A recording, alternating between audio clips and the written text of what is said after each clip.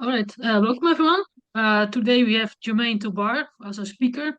So Germain has done his bachelor at the University of Queensland, where he worked on a paradox-free time travel problem with the supervisor Fabio Costa.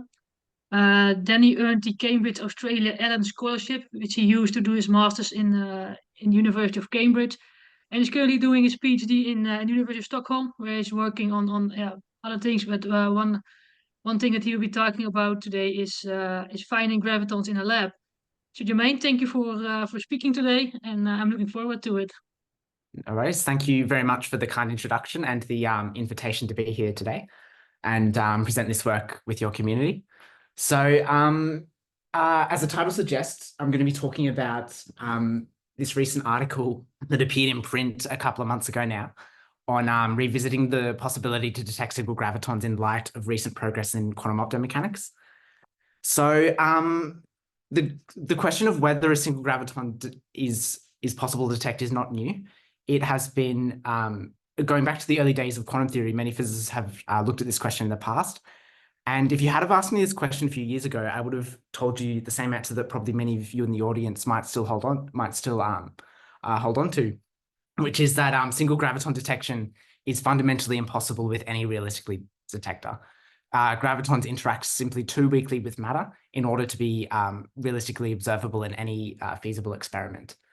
And it's kind of easy to understand why when it takes one of humanity's most precise scientific instruments, a LIGO interferometer, to detect the influence of 10 to the 36 gravitons.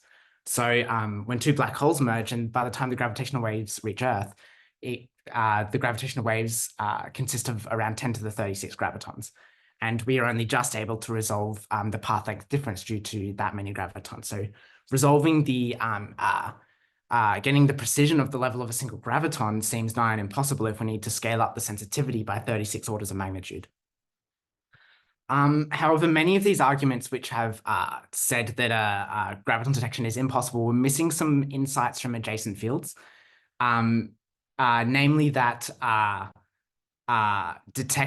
so many of the arguments, although they go along the lines of what I had just outlined, many of the arguments focus on microscopic atomic detectors of graviton to electron conversion, whereas recent progress in the field of quantum optomechanics has shown that you can scale up quantum systems to really macroscopic mass ranges, which need not be atomic systems. And these more macroscopic systems couple more strongly with the gravitational field, and therefore you might be able to scale up the rate at which gravitons are absorbed.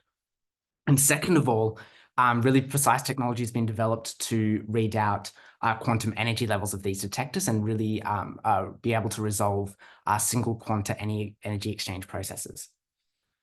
So I'm going to outline in this talk how those insights from adjacent fields really overturns a conclusion that single graviton detection is impossible. So I'll firstly outline at a very basic level what I mean by a particle detection process. So what we usually mean and learn in undergraduate physics is some kind of quantum matter system with discrete energy levels which can emit or absorb a single quanta of energy from some external field. For example, this could be an atomic detector with two discrete energy levels could be bound states of an atom, under which a transition from the ground state to the excited state occurs due to the absorption of one single h bar omega packet of energy from some external field, being a photon. That is what I would call a particle detection process, a detector that clicks when a single photon is absorbed.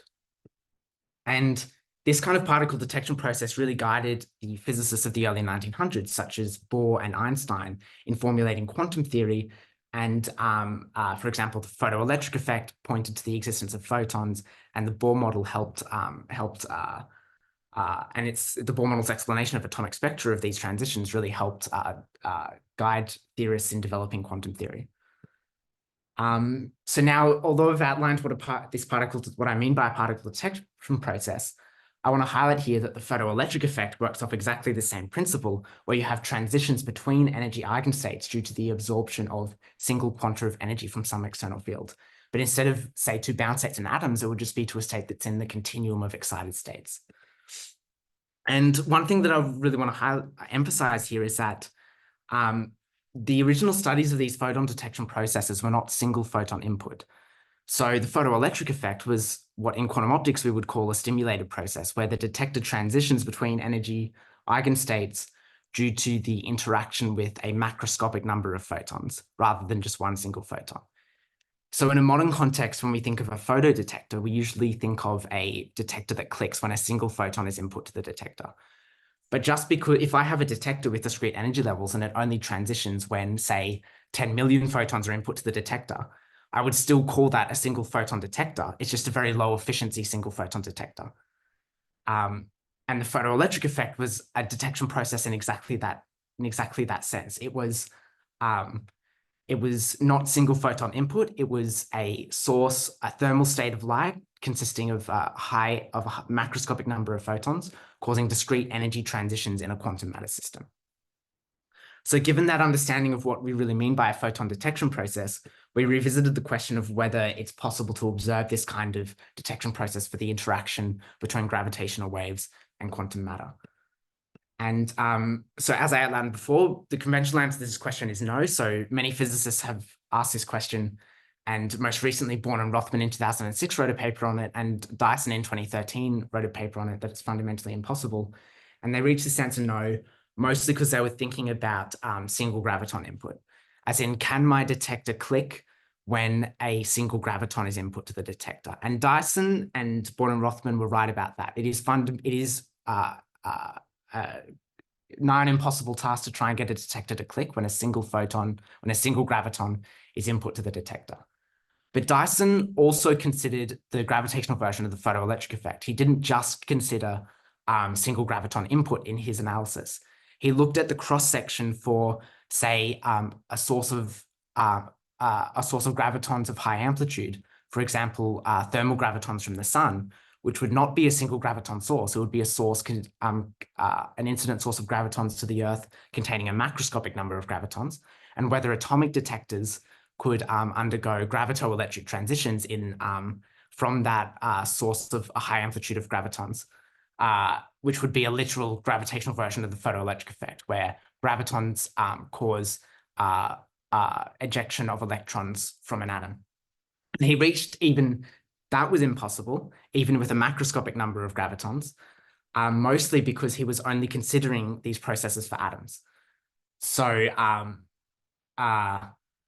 but now quantum mechanics in recent decades is no longer at all limited to just atoms. We can really prepare and measure quantum systems in really macroscopic mass scales. So for example, the LIGO mirror, which is 10 kilograms, has been close to ground state cooled. Or the impressive experiments out of several labs around the world have prepared microgram mass acoustic oscillators that are 20 orders of magnitude larger than the atom in quantum states, and prepared and measured them in quantum states. So given that quantum mechanics is no longer limited to just atoms, one of the core ideas that motivated this project is whether if we replace the atomic detectors with these macroscopic quantum systems, whether we can overturn the conclusion that single graviton detection is fundamentally impossible. And one thing I'd like to further stress here is, so if we look back at what was perhaps the first controlled laboratory experiment involving a particle detection process, the photoelectric effect, as I outlined earlier. So here I'll highlight again that so this involved, the way it was done, I'll recap, was you had a thermal state of light shining on a plate of metal, and that thermal state of light caused ejection of electrons from that plate. Now you apply a retarding voltage in the opposite direction, and depending on the strength of the retarding voltage, and the strength of the voltage that you need to apply to get the electron to stop, that tells you the energy of the ejected electron. And so although Hertz did first observe the photoelectric emission before Philip Leonard did, Philip Leonard was the first to note down that there was this phenomenon which was inconsistent with their understanding of classical physics at the time, that the energy of the ejected electron was independent of the intensity of the incident radiation, whereas Maxwell theory predicted that if you had a detector absorbing energy from incident radiation, that detector should have energy proportional to the intensity of the incident radiation. And so, this is a particle detection process in exactly the sense that I outlined earlier, because you have an electron going from a bound state in a conductor to being in a free energy state at some specific kinetic energy. So that is a h bar omega energy transition between discrete energy eigenstates. But it's still a particle detection process, even though what stimulates it is a source of light that contains a macroscopic number of photons. It's not just one single photon being incident to the plate. And so, motivated by that, we developed this proposal for how you can mimic exactly Leonard's setup here with gravitational wave detectors. So, so instead of the thermal state of light, you have a compact binary inspiral, such as what LIGO detects, and that causes the emission of gravitational radiation. And then you have some ground state cooled gravitational wave detector. So these resonant mass gravitational wave detectors are literally like ton scale cylindrical tubes. And so when the inspiral goes off, a gravitational wave is emitted, it comes by the gravitational wave detector. If you continuously monitor the energy levels of the detector, the dynamics that the detector will undergo, driven by the gravitational wave, would be discrete quantum jumps between energy eigenstates. And that h bar omega energy transition between the energy eigenstates corresponds to the absorption of one single graviton. And it's exactly like this photoelectric effect experiment that Leonard did, in the sense that you have the detector was the electron in the metal plate, and it transitioned to this energy state proportional to h bar nu as a free electron, whereas here you have a ground state of a gravitational wave detector that then transitions to the first excited state, which is also a h bar omega energy difference. So the photoelectric effect at its core is testing h bar omega energy exchange with electromagnetic radiation. And in the same sense, this proposal here would test h bar omega energy exchange with gravitational radiation. So now I'll get into a bit more details about exactly what I mean, or how you can scale up that graviton absorption rate from the calculations that Dyson and others had considered earlier. So say we consider the standard interaction Hamiltonian between linearized gravity and stress energy tensor. So in the gravitational wave detection literature, the way they typically compute the response is you go to the local inertial frame, the dominant stress energy tensity component just becomes the 0, 0 component, and you simplify to equation 2 here. Now, if you choose Fermi normal coordinates, you end up with a quadrupole interaction Hamiltonian like equation 3 here. So this is the interaction. This interaction Hamiltonian is what Weinberg and, most recently Born and Rothman used to compute transition rates for the gravitational field driving atomic transitions. And so now if you consider linearized, so now given this interaction Hamiltonian, we can now quantize the linearized gravitational field, expanding in terms of plane waves and quantizing. And then we can look at Fermi golden rule transition rates. So say we initialize the electron in the atom in its first excited state and look at the rate under which it will undergo a quadrupole transition to the ground state and emit a single graviton into the gravitational field. So Weinberg first did this calculation, but it was later corrected by Born and Rothman by a few orders of magnitude. And the answer was 10 to the minus 40 hertz. So the timescale, if you took a hydrogen atom and initialized it in this specific energy state and looked at the rate at which it dropped to the ground state and emitted a graviton, you would need to be waiting 10 to the 40 seconds in order to see any effect. So this is why they reached the conclusion that it's nigh on impossible. But as I was discussing earlier, quantum mechanics is no longer limited to just atoms. And if we want to mimic the photoelectric effect, then we can actually look at stimulated emission or enhanced emission of enhanced rate of emission for a state consisting of a macroscopic number of gravitons. So the core detector that we propose to use are these acoustic resonators. So they're literally like these big cylindrical tubes, and they were the first technology proposed for gravitational wave detection. The idea being that the gravitational wave will excite acoustic oscillations or produce phonons in this along the longitudinal axis of this material. And so you can think of this detector as like one way you can model it is like a line of atoms, and then what the gravitational wave does is that it excites produces phonons of that along the longitudinal axis of that line of atoms. So so now you can quantize the collective mode of that strongly interacting system of mass elements or atoms, and you can model it as a bosonic mode. So just a standard quantum harmonic oscillator. And so now we can take that quadrupole interaction Hamiltonian that we used before to compute the transitions for atomic systems. And now if we sum over all the mass elements or atoms that make up this resonant mass detector, so the detailed calculations are in the paper, but you can convert to the normal mode basis of the collective oscillation, and you end up getting, once you compute this sum, that the interaction strength with the gravitational field scales with the total mass or the total number of atoms in the detector or its total mass. And now we can go through and so the basic idea is instead of having an atom interacting with the quantum linearized gravitational field, we consider this really macroscopic quantum system where mass here can now be like literally tons, and then get an enhanced rate of absorption or emission of gravitons. And so now we can go through as we did before for the atom and quantize the gravitational field modes and compute the transition rates according to Fermi's golden rule.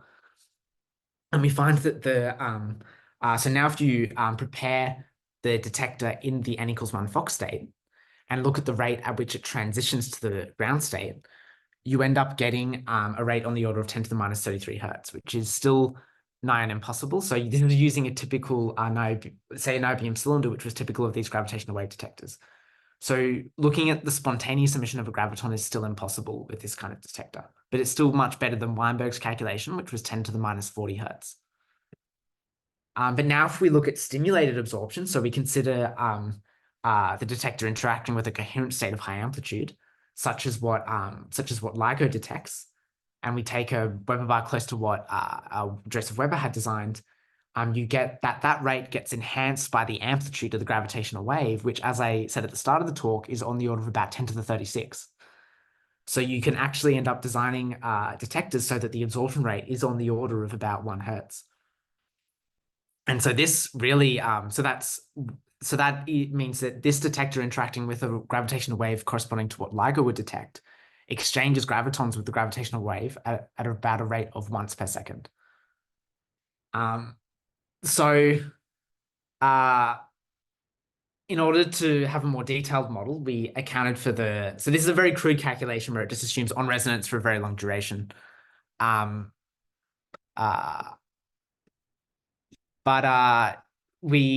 If you want to properly account for the gravitational waves that LIGO detects, you need to account for the time-dependent frequency and strain amplitude of the gravitational radiation. And so once you do that, you can solve the dynamics analytically and find that the gravitational wave drives the detector into a coherent state. And so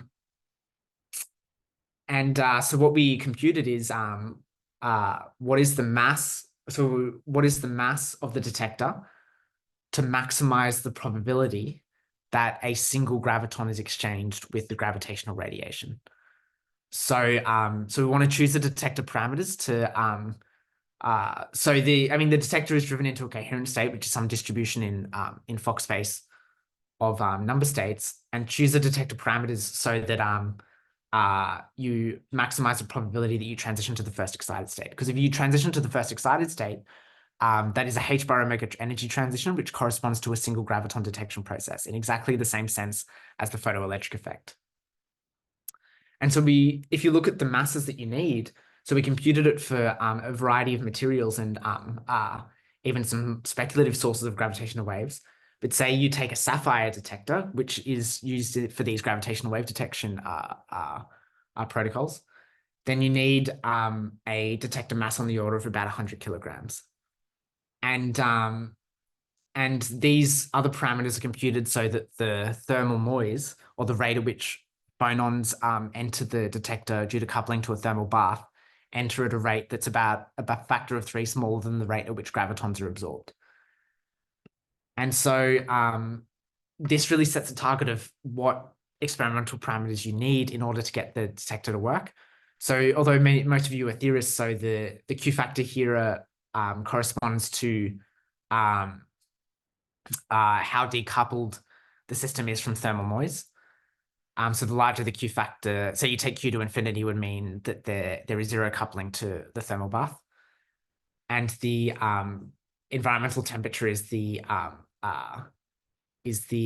temperature you need so that given this Q factor, the thermal noise enters the bar at a rate, as I was saying, about a factor of 3 lower than the rate at which gravitons are absorbed. So these parameters might not mean much until you compare it to what has been achieved.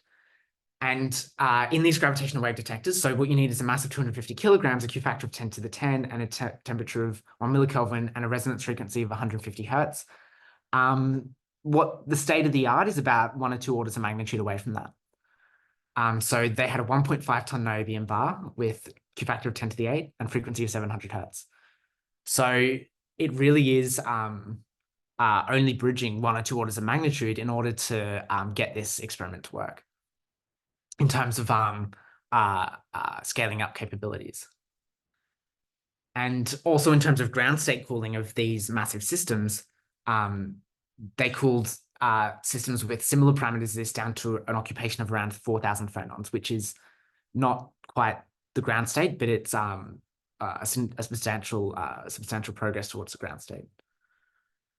So this discussion is mostly about what parameters you need so that the graviton absorption rate is larger than thermal noise, which would be enough to detect the gravitational wave. But in order to simulate the photoelectric effect, it's not enough to just detect the gravitational wave. You also need projective measurements of the detector's energy in order to mimic photoelectric transitions. So, because what the photoelectric effect at its core really was measurement of electromagnetic radiation in which the detector transitions between quantized energy levels. So we need to be able to mimic that in this gravitational wave detection setup, or really count these phonons in the acoustic oscillator, which forms your detector. So this kind of energy measurement has been achieved in these macroscopic acoustic oscillators, but not yet at the masses we need. So the current record is microgram masses, is the largest system for which this direct energy measurement has been achieved. So that's about an 8 order of magnitude gap to bridge. And then you also need to supplement it with identify that it's counting phonons, but for the task of measuring some signature of fundamental physics. In our case, it's gravitational wave detection with readout in particle number basis. So here, my collaborator Srinath simulated the continuous energy measurement of the resonant mass detector's discrete energy levels, where here you have the detector ground state cooled.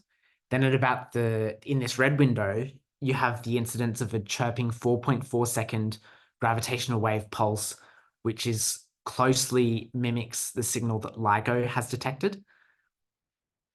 And then you see here that the continuous measurement scheme is projecting the system into the n=1 Fock state. And so this transition between energy eigenstates due to incident with the gravitational radiation, again, is the or what I like to call the gravitophononic version of a photoelectric transition. So the emission or absorption of a single quanta of energy. So yeah, again, the current record is microgram masses, but although 8 orders of magnitude sounds like it's a lot to bridge, it really actually isn't that much, because the way these gravitational wave detectors typically operate is that it's much easier to experimentally to read out the energy of a smaller do quantum readout of a smaller mechanical oscillator.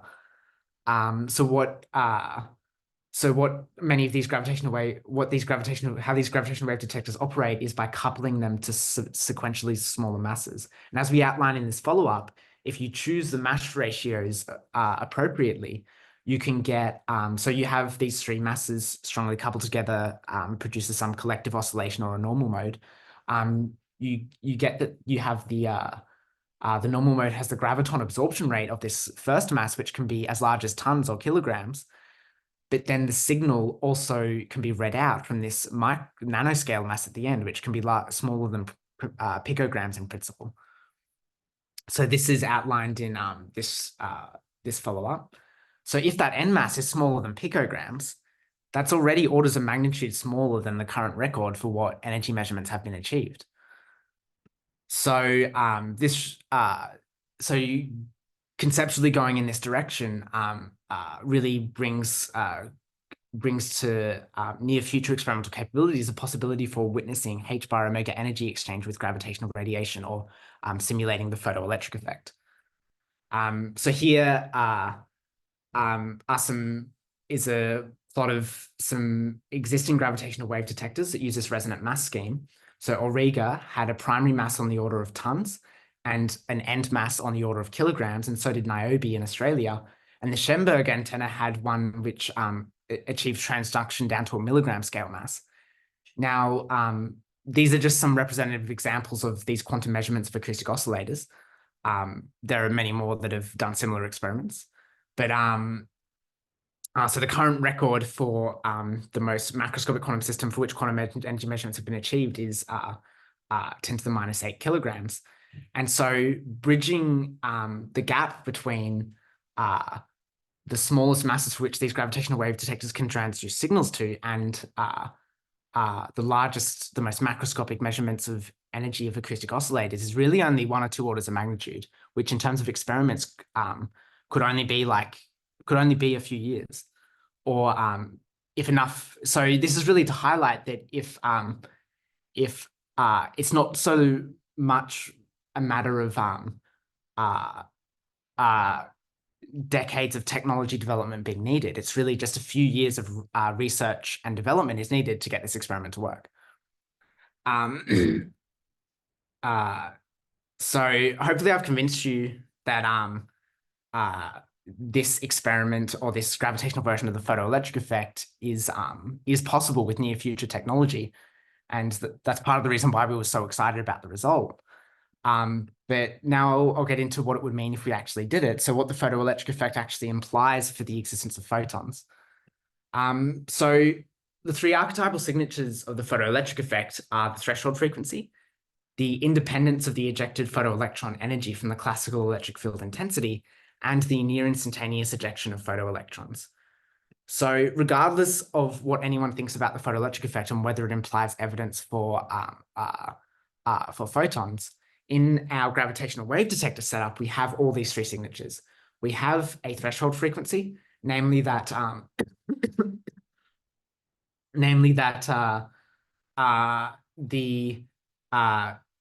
so rather than photoelectrons being ejected, you only get phonons being produced when the gravitational wave frequency reaches a certain threshold frequency, the resonance frequency of the detector.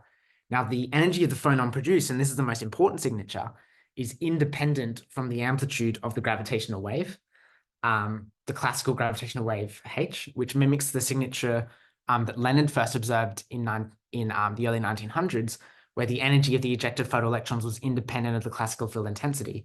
In our case, the analogy for the timescale at which photoelectrons produced is the measurement strength, or the time it takes your detector, your continuous measurement scheme, to project the system into an excited state.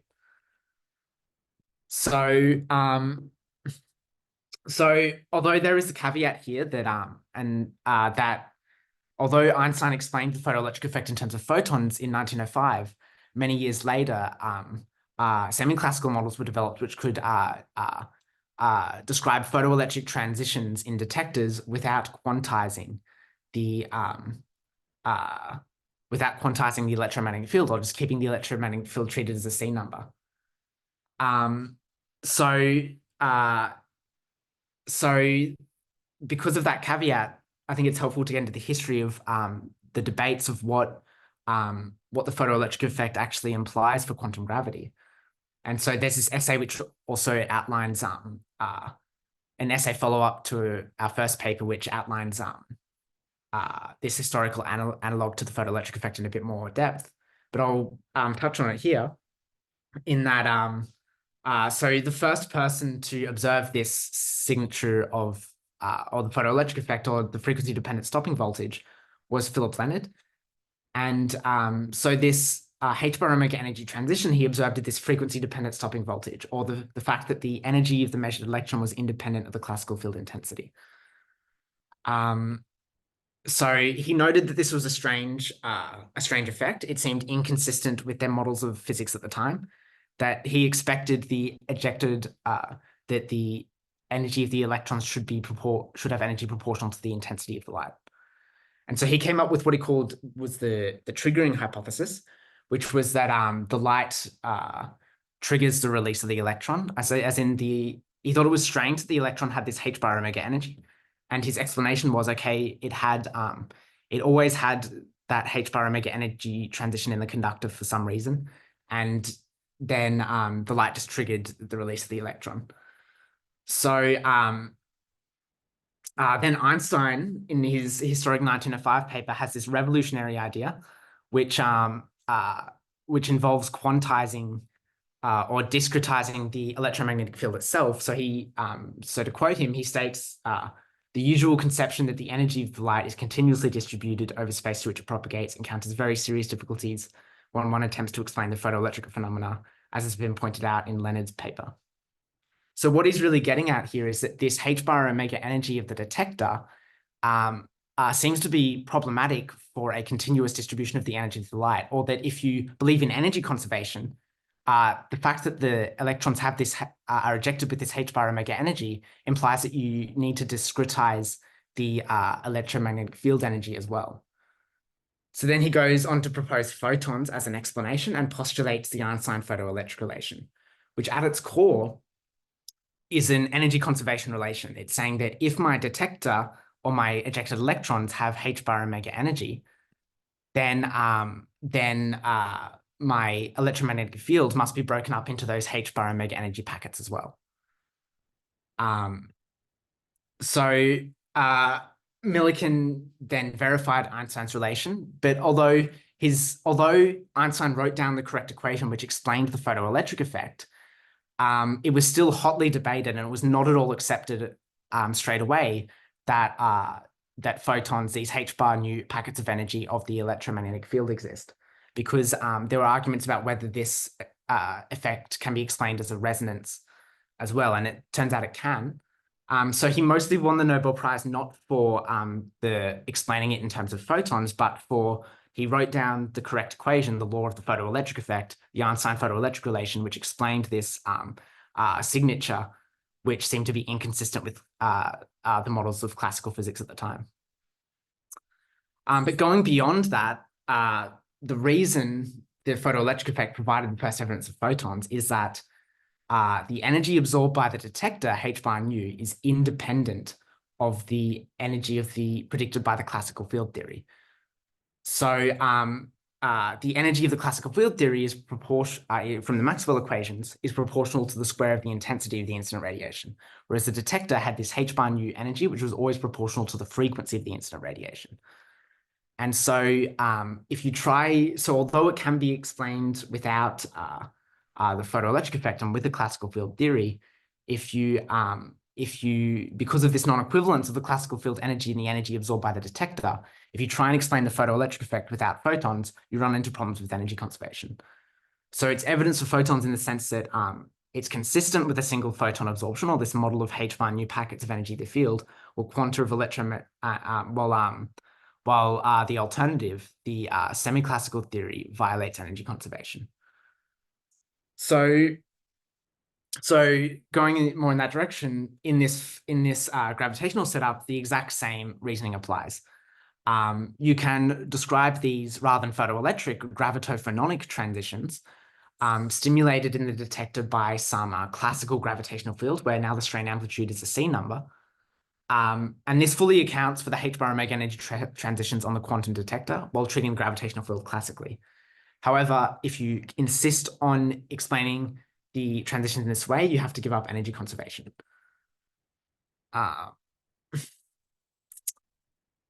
So if we believe consistency with the principle of the universe as we know it, as was argued back in the early 1900s, then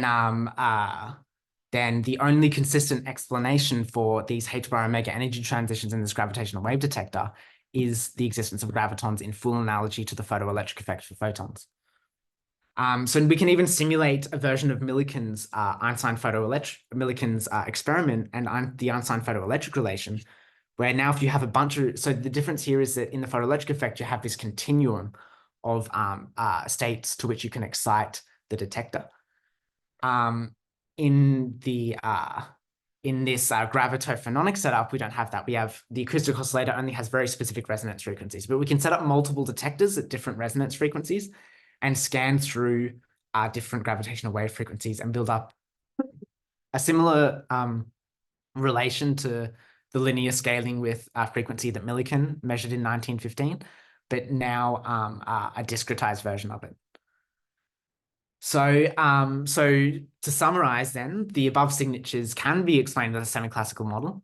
That is correct. It is possible to explain it with a model in which the gravitational field is not quantum, but you must give up energy conservation if you insist on doing that. So the conclusion you can draw from performing this experiment is that if you believe in energy conservation at the level of individual transitions between field and matter, then the experiment provides evidence for discretization of the field and therefore evidence of gravitons.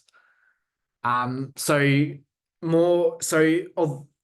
the photoelectric effect could be explained without photons, more stringent experiments were hooked up much later than the photoelectric effect, which ruled out these contrived semi-classical, non-energy conserving semi-classical models.